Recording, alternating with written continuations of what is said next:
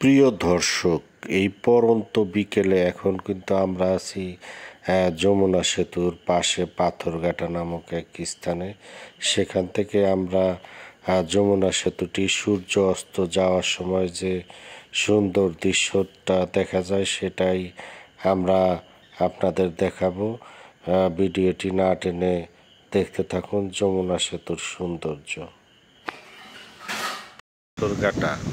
পাথরঘাটা নামক স্থান থেকে আমরা কিন্তু একটু দূর থেকে যমুনা সেতুর যে সৌন্দর্য দৃষ্টিপট সেটাই কিন্তু আমরা আপনাদের দেখাচ্ছি যমুনা নদীর পাড় থেকে।